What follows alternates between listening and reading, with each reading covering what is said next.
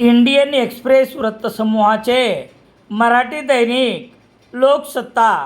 घरपोच मिळण्यासाठी संपर्क Balaji newspaper agency, bus stand, Selu Devgaon फाटा या राष्ट्रीय महामार्गावर गोवंशाची कत्तल करून हाडासह मांसाची वाहतूक करणारा एक ऑटो खुपसा पाटी परिसरात रविवार 23 ऑगस्ट रोजी सकाळी 9:15 वाजता पोलिसांना मिळालेल्या माहितीवरून पकडण्यात आला. ऑटोच्या चालकासह इतर 3 जणांवर दुपारी 3 वाजता गुन्हा दाखल करण्यात आला असून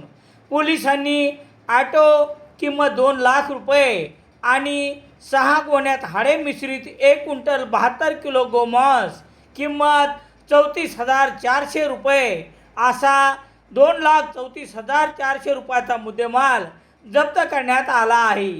याबाबत पोलिसांनी दिलेली माहिती याप्रमाणे: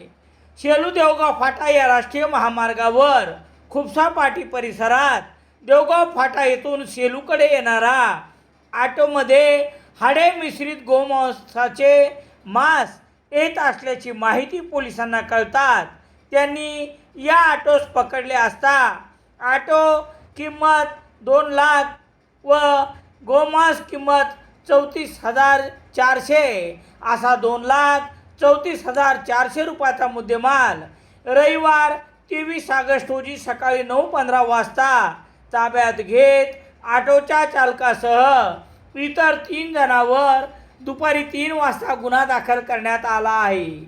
आरोपितांनी कोठेतरी गोवंश जनावराची कत्तल करून त्याचे गोमांस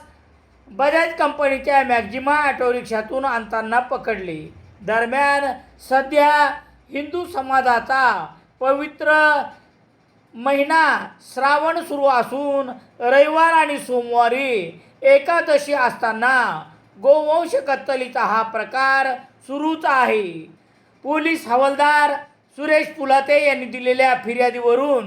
गुन्हा रजिस्टर नंबर 456/2026 कलम 325/3/5 भारतीय न्याय संहिता आणि सहकलम 5C 6/9A महाराष्ट्र प्राणी संरक्षण अधिनियम अंतर्गत ऑटो चालक इमाम बख्श मोहम्मद कुरेशी, मुजाहिद जानू कुरेशी दोघे राहणार रहमान नगर, गोस जलील कुरेशी, फेरोज खाजा कुरेशी दोघे राहणार शिवाजीनगर यांच्यावर गुन्हा दाखल करण्यात आला आहे. पोलीस निरीक्षक अरुण नागरे यांच्या मार्गदर्शनाखाली पोलीस हवालदार ज्ञानेश्वर जानकर पुढील तपास करत आहेत. सेलू शहरात सर्व प्रकारचे दैनिके घरपोच मिळण्यासाठी संपर्क Balaji newspaper agency, bus stand, Selu.